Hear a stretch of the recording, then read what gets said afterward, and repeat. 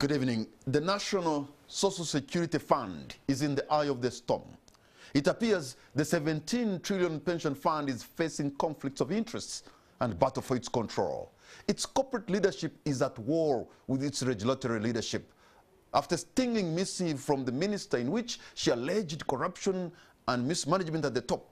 The guns have been trained on the fund to question whether indeed savers' money is safe. Sometime last year, board members went to meet the head of Operation Wealth Creation, General Salim Saleh, in Kapeka.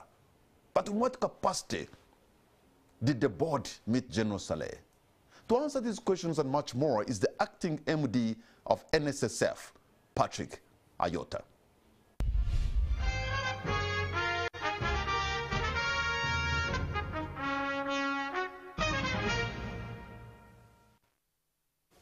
Mr. Patrick Ayota, thank you so much for having honored our invitation. I extend a warm welcome to you on this show, and I can assure you, Ugandans are waiting with bated breath to listen to you. The savers are even waiting to hear every word that you're going to say. Welcome. Thank you, Patrick, and thank you, viewers. We'll be ready. I just want to assure members their money is safe. Let me begin with something that is quite intriguing for me, and I talked about it in the introduction. Yes. Quite some time back, members of the board of NSSF went to Kapeka to meet General Salim Saleh, a man whose job it is to distribute seeds and agricultural inputs to Ugandan farmers. In what capacity does the board go to meet General Saleh? A bit of an unfair question. Well, I wasn't part of the delegation that met. In fact, I heard it from the minister today. However, what I've known over the past years, whether with Richard, whether with the chairman, a number of people have gone and met General Salim Saleh. So it's not surprising that anybody can go to meet General Salim Saleh. People go to meet him, people taking problems, people go to consult with him, and it's not surprising anybody has gone there. And it's not a crime for anybody to go and meet him. No, it's not a crime to meet somebody. I'm asking because you have a corporate organization. Correct. Regulatory body is the Minister of Gender. Correct. You have somebody who is a general in the army. He has done a good job in what he's doing. In what capacity does he even summon a board of NSSF to meet him in Kapeka? I think that's a question that would most likely be for him. No, when you say, I mean, but don't you see, the point I'm saying as that, acting member, as acting MD of NSSF, correct, you are a member of the board. Let me tell you something. Are you not a member of the board? Yes, but I'm going to tell you something. Today, we see NSSF as part of the solution for Uganda. Whether through savings, whether through trying to be involved in projects that develop this country, we are part and parcel of this economy. And the players in this economy, and sometimes good to consult and listen to what they say. And I think, actually, the word that is intriguing, I hope this is not true, that you have been summoned to Kapeka. Well, I don't know the word that was used, but the point of it, it's good to consult. And sometimes they consult us, sometimes we consult them. And it's not a crime in an economy where you want to be part and parcel of the development. We as people who have interest in the fund, yes, we would take it not better if any other person, including a retired general in the army, seeks appointment to come and see you and see the board and see the minister, and not the other way around. No, but because you know the reporting lines of NSSF. No, but you've kind of made an assertion. Is where you meet what's important or what's discussed. Think about that. This is where you meet that's important. No, it's about the power dynamics. Well, it's actually the content of the discussion that matters, not where you meet. It's who is summoning the other. No. My question is, you've been, and I want to, unfortunately, if I expand this more, it goes beyond your scope, because I've not only seen it with the NSSF, I've seen it with the Vice President of Uganda, I've seen it with other people, them trekking to Gulu and trekking to Kapeka. I do not doubt that he's a hero of Uganda. I do not doubt that he's a general in this country. Yeah. But I just want for everybody to stay in their line.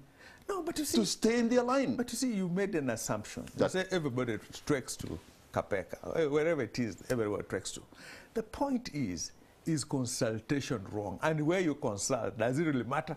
I could consult in a lake, in a river, in Tororo. Is that a crime? It's not the place. It's the content of the discussion. And of course, if you have read the minister's letter, it appears what is discussed there includes the running of the fund, who is supposed to head it, quoting meetings in Kapeka. I mean, that disturbs a little bit. No, but I think, Mr. Kamara, it's a bit unfair to leave the gist. No, actually, my producers actually put the letter there. The letter there. Because I just want to put these two things. Because somebody could be gifted, a gifted businessman. You want to pick ideas from them, granted. Yeah. Somebody is a gifted, he's a freedom fighter, granted. All those things, good, yes. But let us understand the reporting lines. Know who is know who is your regulator. Yes. Who's your minister? Right. Where the lines are supposed to go. But first of all, I say it was unfair to ask that. First of all, because I wasn't party to it. Okay. So I can't answer in the word capacity. But I also add, I don't know whether in Uganda it's a crime to do that. I don't believe so. Okay, let me leave that alone. But the Ugandans will take their own judgment. What I think I could be horribly wrong, and sometimes I get things wrong here. But now, it appears that there is a group that does not want the return of Richard Byarugaba, and another group that wants you to continue as acting MD. There's a probability that Patrick Ayota's name or personality is being used as a pawn in the fight for the control of the fund. Do you get that idea? I mean, I don't. Because whoever is there fighting for or against, they're not the appointing authority. They're not the members. So why would I be concerned with what fights are going out there if they're there? Now, there are rumors, innuendos that continue. Should I be concerned about that? My concern is one, and I will say this, and I had said this before to you. Tomorrow is not guaranteed for me. Nobody's tomorrow is guaranteed. I may wake up tomorrow and I'm not acting MD. I'm okay. My concern is not that. My concern is when I wake up today and I'm still acting MD, I make the right decisions for the fund. I work hard for the members, make short and long-term decisions that will carry the fund, whether I'm there or not. So the fights that people think of, to me, are irrelevant because I'm guaranteed to work that day and let me do my best job for the member. It's good. Day by day, you're trying to make sure that you're relevant today and you're doing the right job today. Right.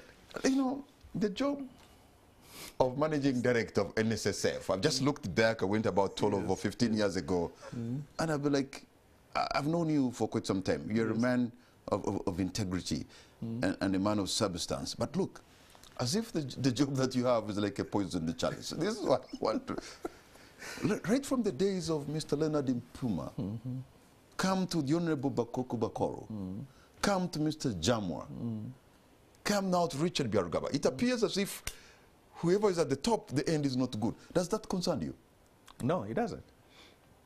Reason, and the reason is this. Yes. If I focus... Some people have even served some time in Luzera, and others are still serving. First of all, my concern is do what's right. Make the right decision. That does not guarantee you will not be falsely accused and up in Luzera. For some of us who go to church, we crucified Christ, not because he had committed a crime. So the focus is not whether I end up in Luzera. Focus is do what's right, do what is right, do what is right. Usually with the time... You think now, no. Does that mean your predecessors were not, it did not have the clarity, they were not working with, you didn't have the right judgment in what they're doing? No. If you had me right, say, do what is right, do what is right, do what's right. Even when you're accused, with the time you'll be vindicated. In the short run, allegations can be thrown at you. In the short run, you could end up in Luzera. But time will vindicate you at the end. Right now, the spotlight is on you. Yes. The minister's missive, if you have read, is talking of allegations of corruption. Correct. allegation of mismanagement at the top. Yes. And really, these allegations are against the fund, not even an individual. Correct. And for heaven's sake, you have been deputy managing director. Correct. When your regulator is talking of corruption and talking of mismanagement, that's an indictment. And I think you use the right words, allegations. And allegations are being investigated. In fact, sometimes you pull back a little bit. Is to think that, governance is about system that holds people accountable in the decision making, the processes you put into place. When your systems are strong, it does not only mean that nothing will go wrong, but also means that when things go wrong, they'll be captured. So what you see now with allegations, if that is true, it means the system, the governance system is working. If it's not true, it also means that what? The governance system is true because the investigation would have cleared any mode of wrongdoing. So we wait and see what's coming out. It tells you the system is working. For us and for all those who are saving their money with the pension fund, when you have a regulator, when you have your supervisor as a minister, yes, shedding a light into what you're doing, as like, what? Things are not adding up here. No. There's corruption, there's mismanagement. But that scares us. True. But remember what she said. Allegations were brought to her. What's the responsible thing she ought to do as the supervisor? Sweep them under the ground? No. She then said, investigate. And we all say, okay, it's not pleasant to go through an investigation, but let's wait and see the outcome of it. Meanwhile, the fund is functioning. Because the good thing, I can tell you this, and you'll be surprised when you hear me say, over the last 10 years, Richard and I and the whole team, we built systems of processes that outlive any one man's mistake, any one man's life. And that's why today the fund functions and serves members as well as it does. Because it's not about one man. It's a system built around how you deliver your objectives to the member. Patrick, there's no doubt there has been an improvement, tremendous improvement at the fund. Correct. From the time you came in, I think there was like 1.7 trillion to 17 trillion. Correct. It's There's 18 trillion now. Yeah. It's 18. It's almost 18 trillion. Yes. There's no doubt. Even some of us, we can go back and check and see our balance is there, and you smell a little bit. Correct. But now where we are, you seem to be in the eye of the storm. Correct. There is, what I have also seen, I've read the Daily Monitor today, is reporting some members of the board. One of them actually wrote to the Inspector General of Police, scared for his life. Accusations of blackmail at the top level of the board that is supposed to supervise you. I'm glad you said you read it in the Monitor today. I don't know. I hope it's one of those things being investigated. So I can't even comment on it. Yes, but I just want to tell you that your own board members, where you are also a member, Yes. have written to the Inspector General of Police. One of them are choosing the other. Yeah. One of them scared for his life. Well, like I said. Do you know what you are now the MD of this fund? Correct. And you have a board that is divided. I hope you know what you're up against. But you see the thing you've made an assertion on a report you read. And I'm just saying, I don't know. Maybe that's part of the investigations. Why don't we wait and see what comes out of it? Other than prejudge, and yet investigations are going on. The controversy is also on the MD retiring after attaining the retirement age. Yeah. Even yourself as acting MD, with all respect, by your own guidelines, Yeah. you should be in retirement. Correct. Are you in that office by coercion or what? No. You can't be there by coercion. So you, as in charge of the pension, Yes. you should know better on when to hang the boots. Or hang the boots. True. Why can't Patrick hang his boots? No, by the way, let me tell you something that happened, so you can actually get a bit of the context. Our own human resource policy says you must retire when you hit 60. We both did it at that time. But when we knew that was a condition, that we should have retired, to even get, because for reappointment, I retired. I did. They call you from retirement. Exactly. So the assertion that we're holding was not correct. Because we did. Do you, by the way, when you're given a contract, Yes. and the contract comes to an end, do you retire at the end of the contract, or you retire when you hit the retirement age? Actually, what was interesting is we sought the opinion of the Attorney General, because at that point we were not sure. But me, I had already anyway. I had retired, then I had been recalled. And the Attorney General says the good practice normally is, if you hit 60 and your contract is running, it's best to wait until the end of your contract. Because assumption is, if I have 2 years until retirement age, and you give me 5 years, you ought to have known that what? That I only had 2 years. Yes. So it's only fair, and that's a contract obligation, keep me until my contract is done. And as you can see, that actually what happened. They all waited until the contracts were done. Though in my case, I had assumed the other, hit 60, go. You had left. Mm?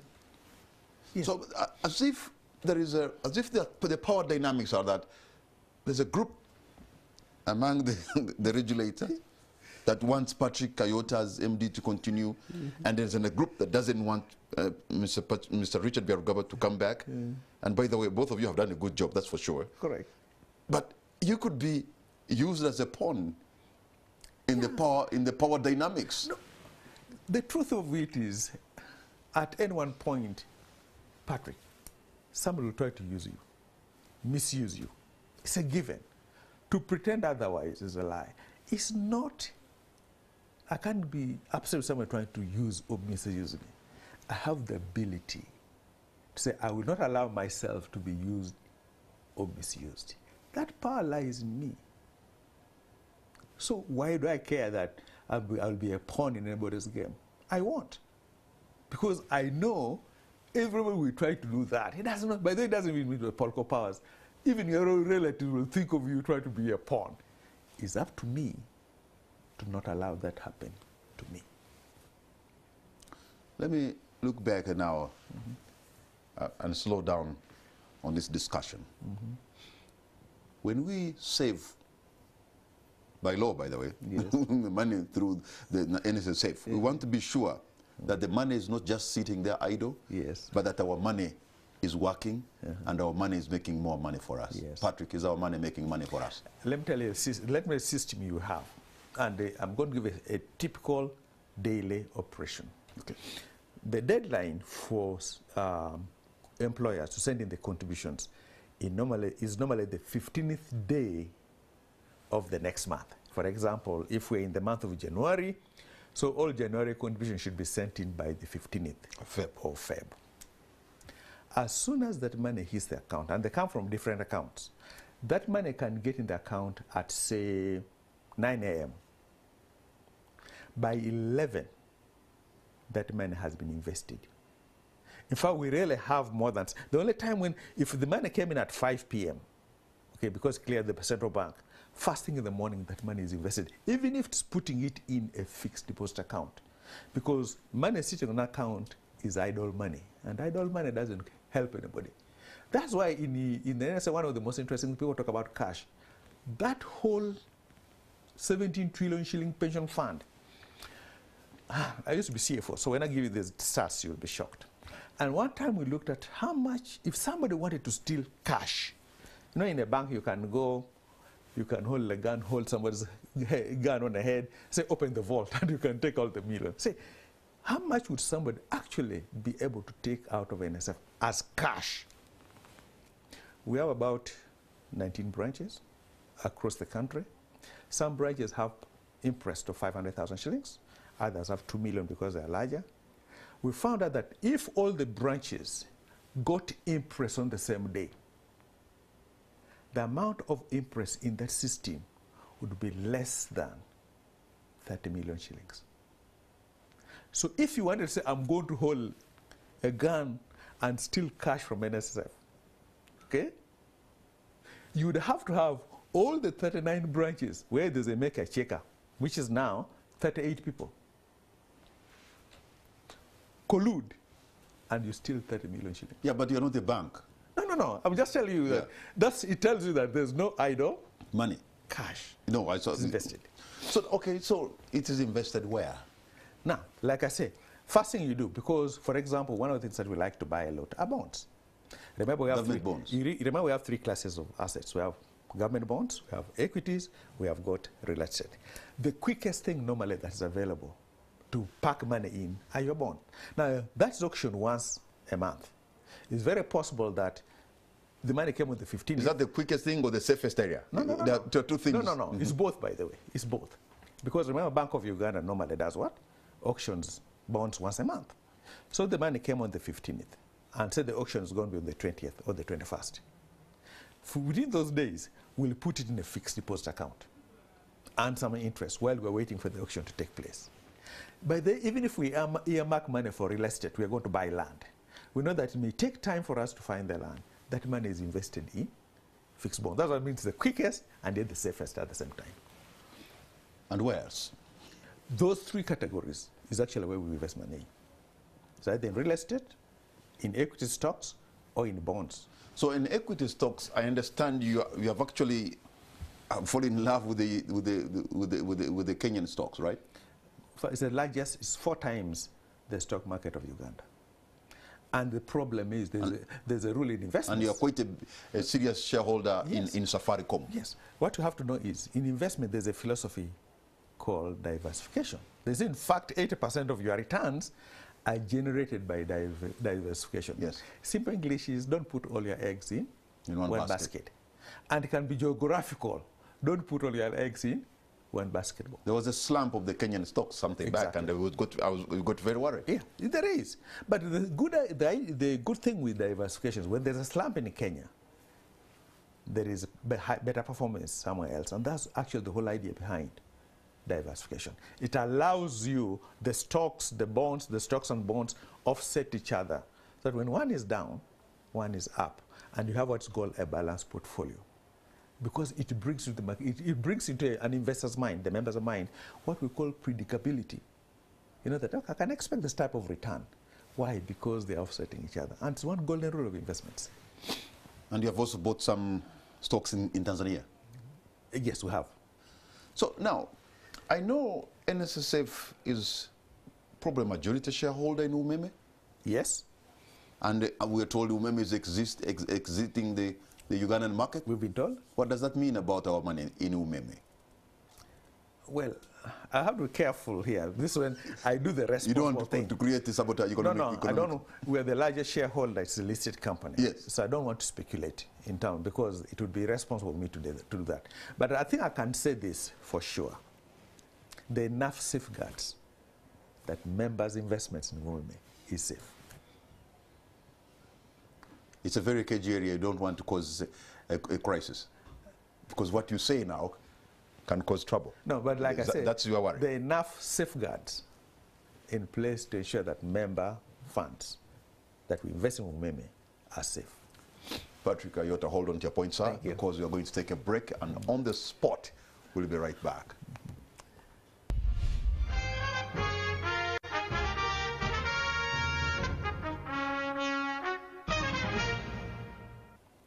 Welcome back. You're watching On the Spot. My name is Patrick Kamara. My guest tonight is the acting managing director of the National Social Security Fund, Mr. Patrick Ayota. You know, I just want to know what interest you'll be giving us this time around.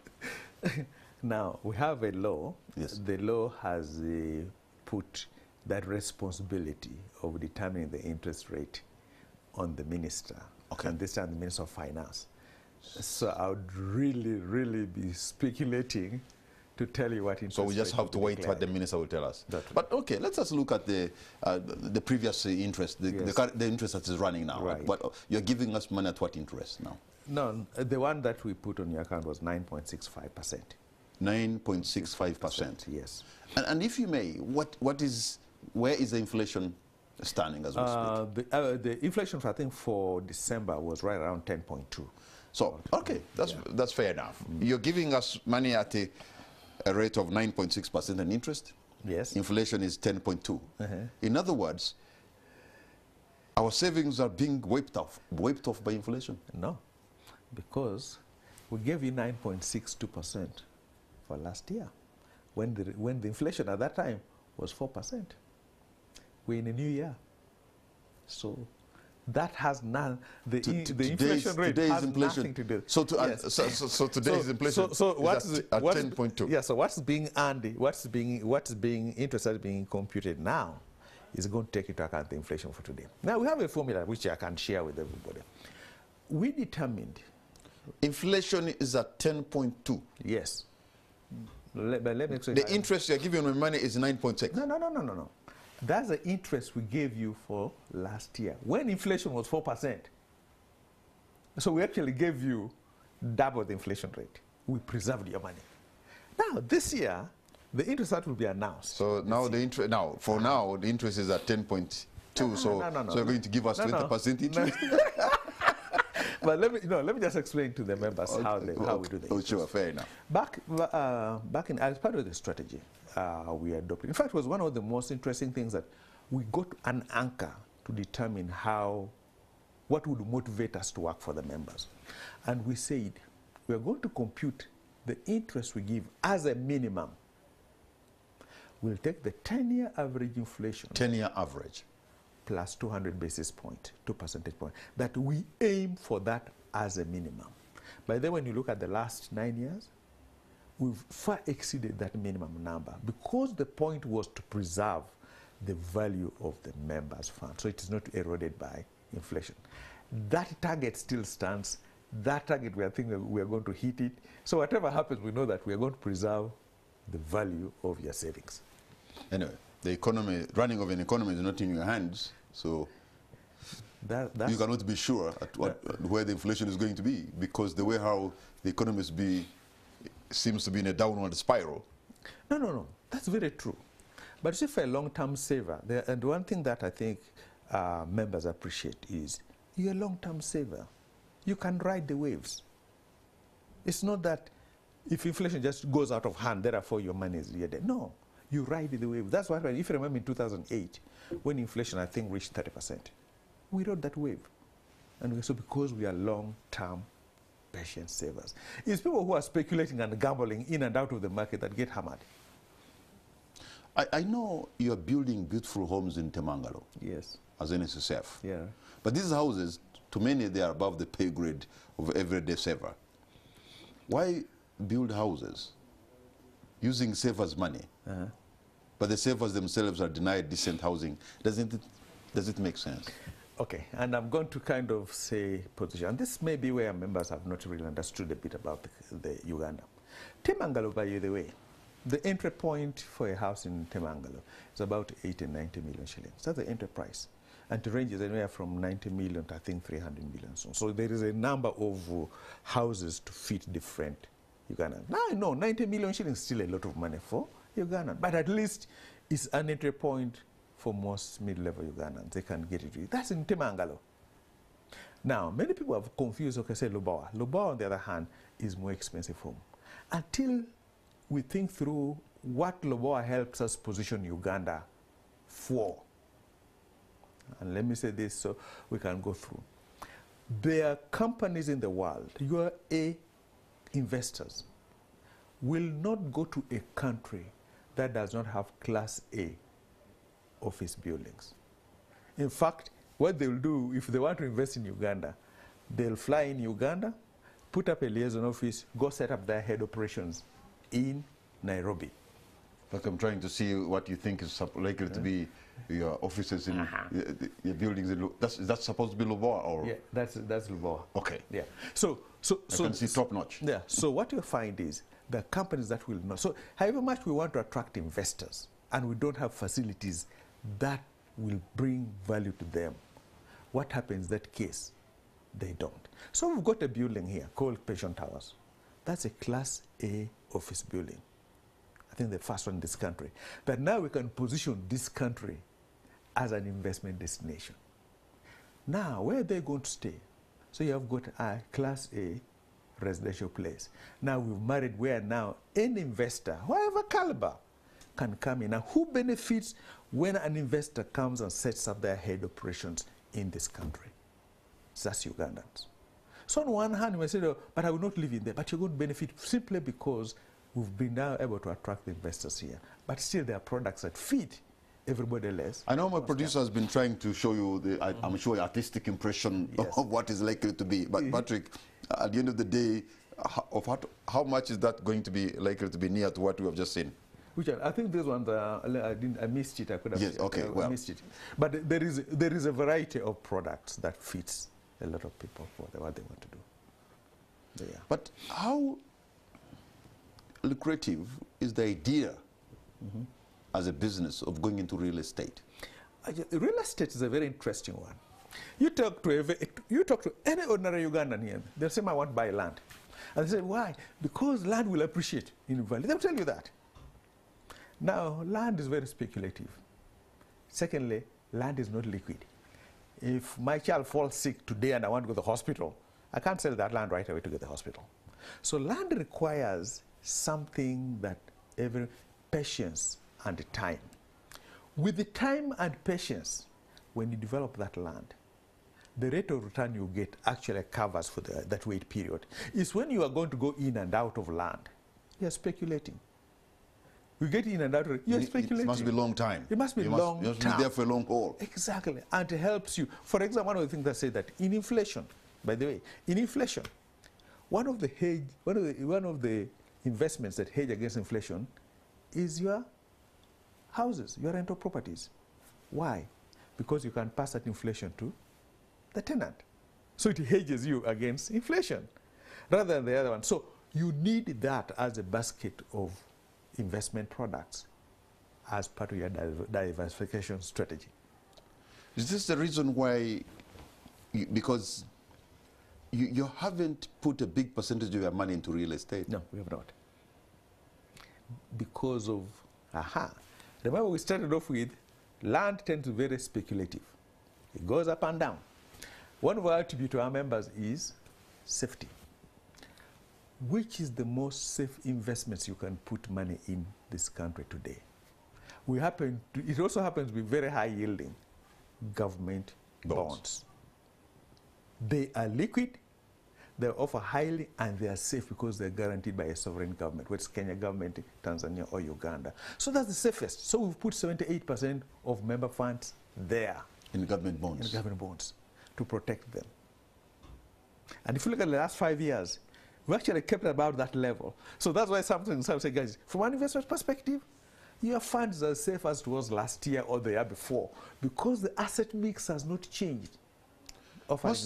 Most people who are saving with NSSF and have some quite substantial money there, for them, what I've heard, say, you know what, if that money if they can go into, housing and then we find a way how maybe we can use our money as a mortgage or something like that to acquire houses, that for them is close to their heart. And we had members when they did that. So one of the things we advocated for in the law that was amended and sent it to by the president, it gave the board now the ability to come up with products like that. One of the products that we believe that is going to come out soon is just so that I think maybe around 50% of your balance. If you have 200 million shillings, you can use half of that, 100 million shillings, as collateral. Why as collateral? Because the biggest bottleneck to somebody owning a home in Uganda today are two financing costs. Interest rates are 18%. Patrick, you are encouraging the savers to take loans. No, we call it leverage. Think of this. Yeah, that's not semantics. No. Not semantics. You think about this. Yeah, but it is that that you can use your money to take a loan. No. Let me say. That's what you're saying. You look like a man who can afford a 300 million, 400 million home. Okay, but you have 100 million. Or you deserve to be in a 400 million home, but you have 100 million shillings. How are you going to enter that house if you only have 100 million shillings? You leverage what you have. Debt is not bad as long as you manage it, because you pay it over time and you can have cash flows to do the things that you want. Okay, let's get deep into it. Yes. An average saver with NSSF has how much money there?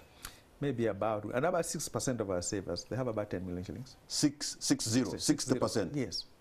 And Patrick is talking about 200 million, 100 million. No. An average saver, yeah, for a home. In fact, an average saver yes, with NSSF yes, has about 10 million. Yes. You realize that's very little money, right? Exactly. So the point of it is, now, if we go back to the question you asked, say, okay, if this guy wanted this money to buy a property, so what property is going to buy? You see, in fact, the only way you can think about is how does he leverage the money he has to own a house. So that's the thought process. How do we help him leverage the little money he has so he can get into a decent house? So, which means it's just quite a small number, yeah, but of Ugandans who are saving the NSSF who can talk of having 300 or 400 million. Oh yeah, actually not many, not very many. Because remember, it's also a structural systematic problem. If you look at the job market in this country, first of all, you have people who come into the marketplace. First of all, overall, people are in and out of jobs. The jobs are not as stable as they should be, so people don't save as much. The income levels actually in this country are low. And those are things that we need to kind of, as a country, really look at. What is a decent wage for somebody working in the country?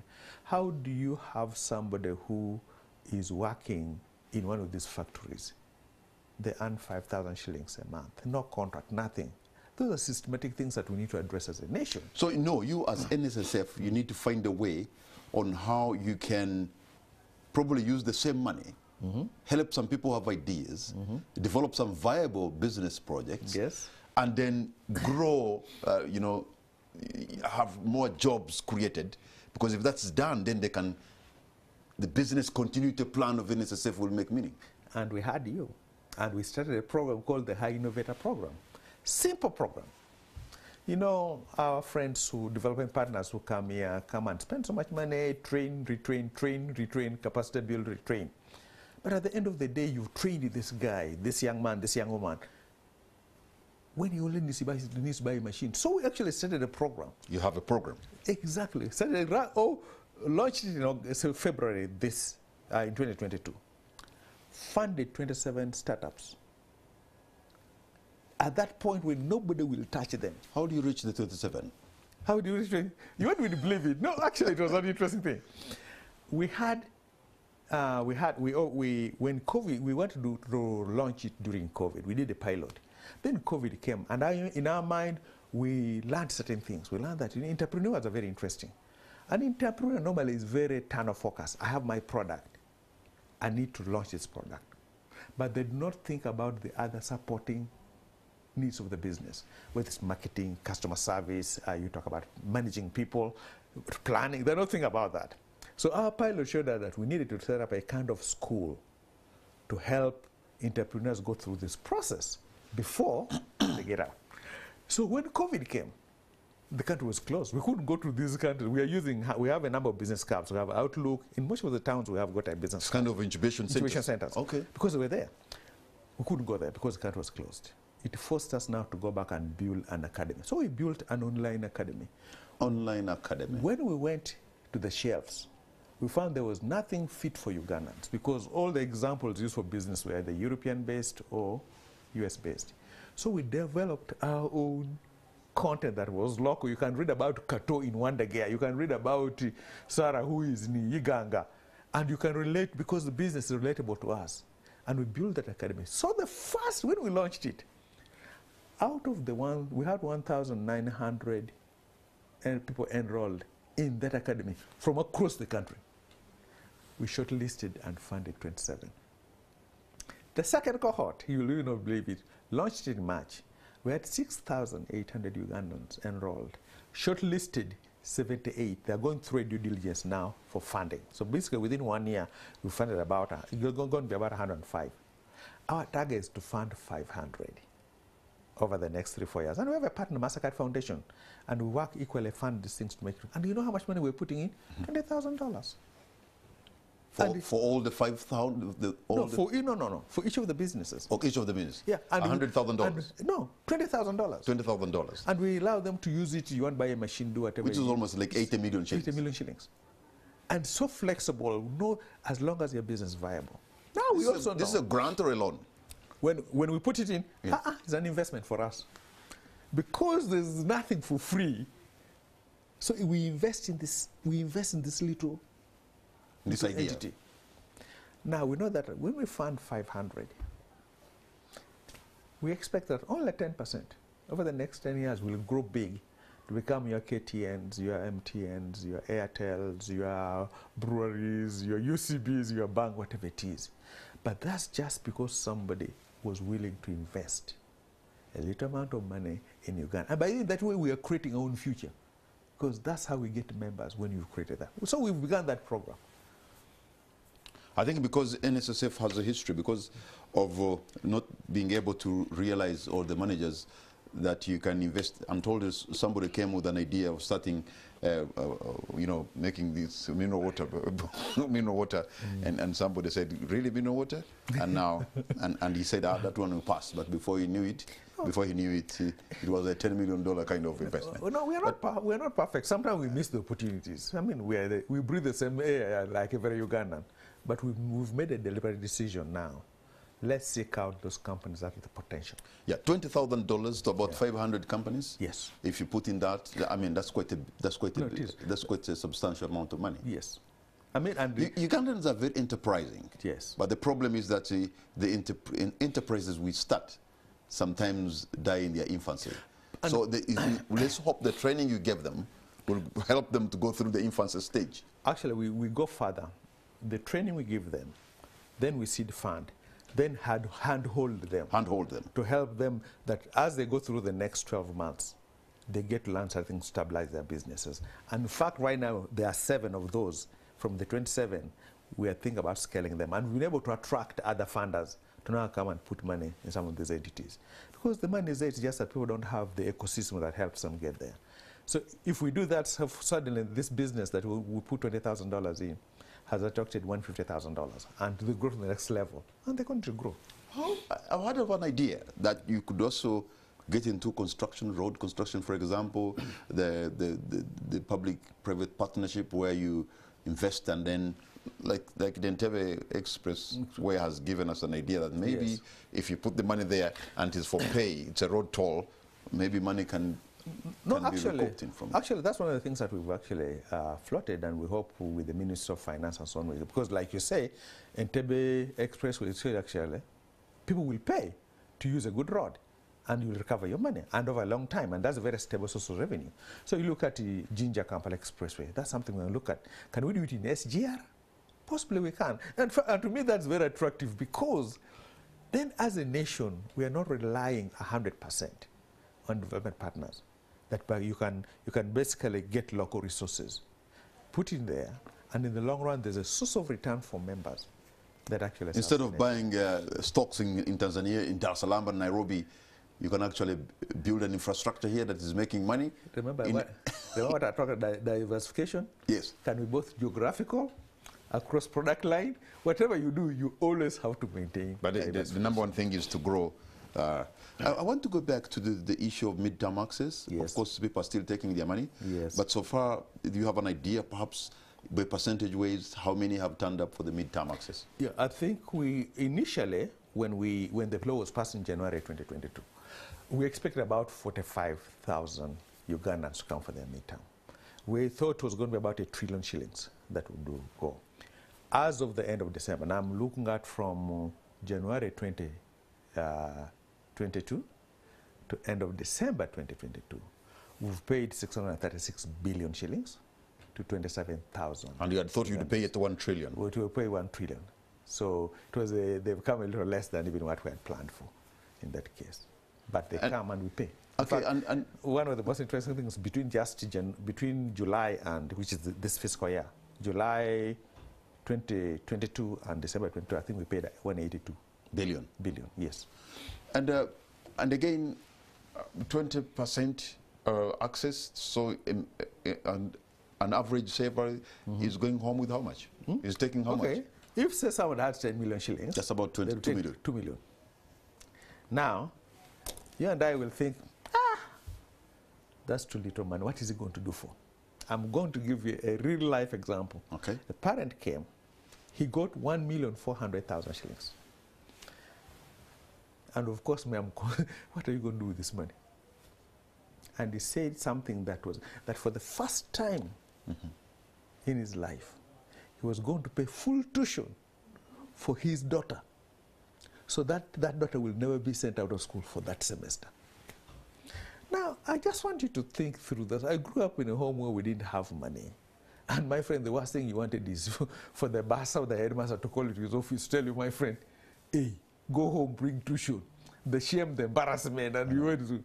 But for the first time, and the inconvenience. The inconvenience. For the first time, this father and the daughter say, for one semester, for one term, I'll have peace because I paid my full tuition with 1.4 million shillings. What's the price of that? It's priceless. So don't miss me that. I learned not to minimize 2 million shillings. But have you, yeah, of course, it depends on how the financial literacy somebody has, yes, the plans they're putting together, and how they're going to respect that plan. Yeah. But have you also tried to prepare people? Financial literacy. One of our biggest programs now is financial literacy.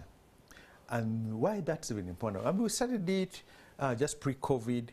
You won't believe in COVID lockdown, whereas people used to come. I remember the first class was 330 people who came. And I will tell you a testimony about that first class.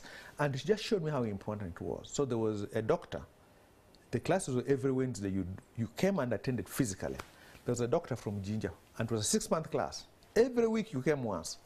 A doctor from Jinja, he came every week. He drove from Jinja, came, attended the class, and went back. But the most amazing one was when they were graduating, there was a man, I think he was about 55. The wife was around 52. So they give a testimony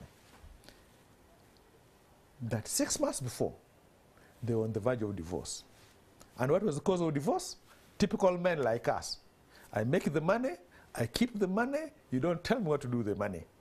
And the wife is sitting there and say, wait, I don't see what this money is doing. This man's a poor manager of money. The relative show up, the money is gone. The friends show up, the money is gone. The man made the money, but he was a poor manager of his money. So they're having real financial struggles. They enroll in class. So this guy tells a story. About 3 months before, they realized the problem was him. Because he made the money did not mean that he knew how to keep the money. He turns over slowly the keeping of the money to his wife. Mm. And this testimony is, by the time they graduated, the woman had bought a piece of land. And it saved their marriage. So when you think about financial literacy, it is just, so during COVID, so we rolled out an online platform, and I think there were over 2 million people who went through that class. 2 million people? Yes. But the real save was about 800,000. No, it was open to everybody. Okay. It's not just for members. Now, that's going to be a very critical component as we go now into an era where there's voluntary savings. That people need to know how, it's not how much money you make, it's how much of that money you keep. So the discipline not to spend all is applicable whether you earn 100,000 shillings, 50,000 shillings, 1,000,000 shillings, 1,000,000,000 shillings. I'm told there's a saying, this the fool and his money are soon parted, right? Exactly. Mr. Patrick Ayota, we're going to take a break, but when we come back, I'll be going to the magic wall to be able to read your questions and your comments. I'm sure they are sending them to Patrick, and you'll see our WhatsApp number. Please keep them and keep sending them. And if you disagree with Patrick, that's okay, but disagree with respect. We'll be right back.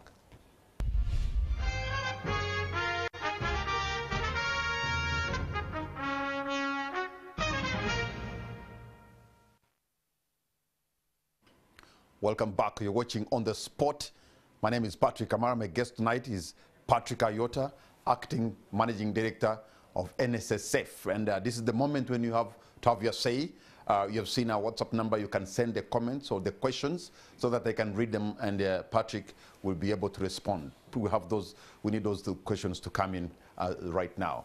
And I have somebody say, thank you, Patrick, for asking the hard questions. Where are the workers' MPs in all this? Why are they quiet? And then let me also ask this. Let me also read this. Now, Patrick, your namesake has disappointed me. That a venue of meeting for the board of corporate entity doesn't matter. The MD should be above that, and no wonder he's being seen as a pawn in this chess game. So the general is about to call cabinet meetings in Kapeka, and for Mr. Ayota, this will be okay, ridiculous. Save us this pain, raise up to your office, and he's called Daniel. Hi, Kamara. This is Roland from Chambogo University. Thank you for hosting Mr. Yota. I want to commend him and his team for the job well done. I am not convinced, however, with his answer of not wanting to retire, claiming that him and Richard are still the only people who can run the fund. Why not train people to succeed them? Secondly, the housing projects are too expensive for the average member. Can they think of low-cost housing for low-income earners? And that's somebody from Chambogo. Thank you for the program.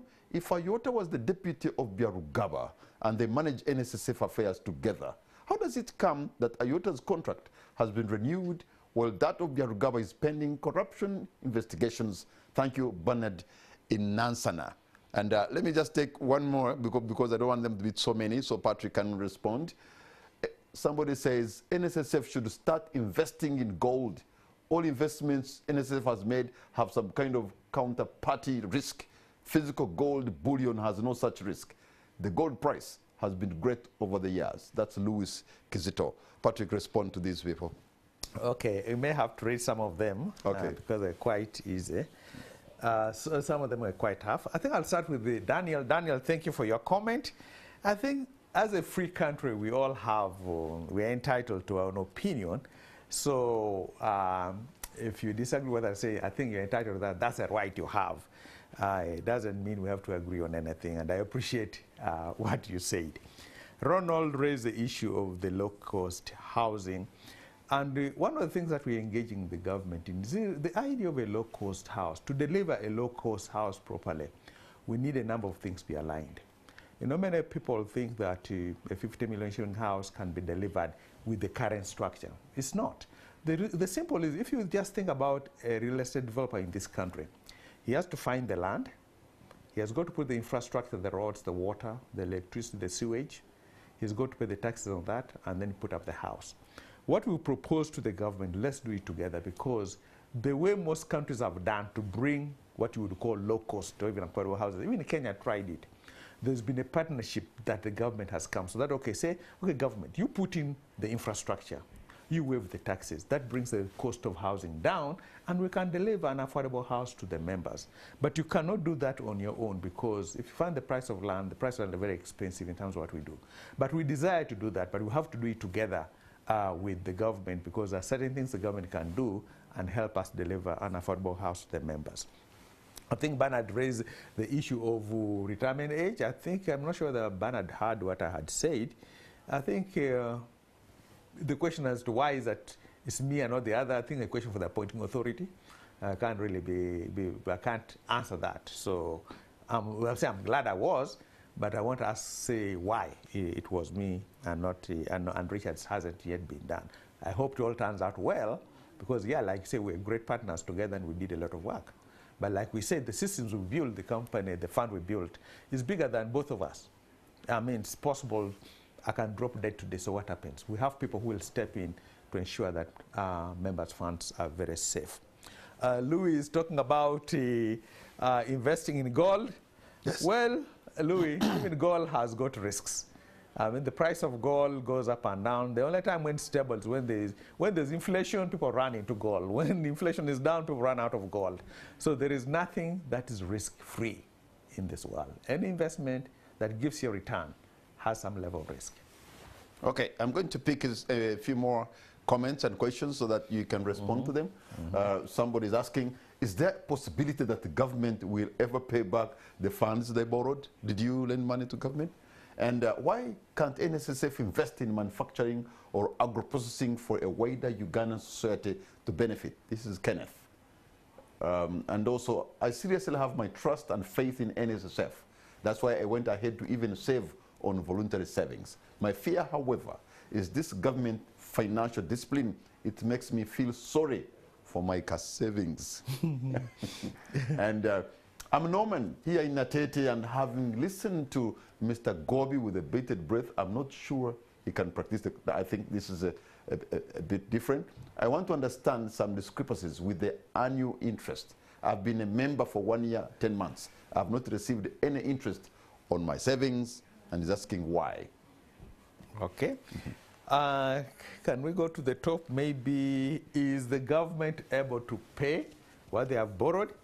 The way the government borrows from NSSF, they have to issue a treasury bond through Bank of Uganda.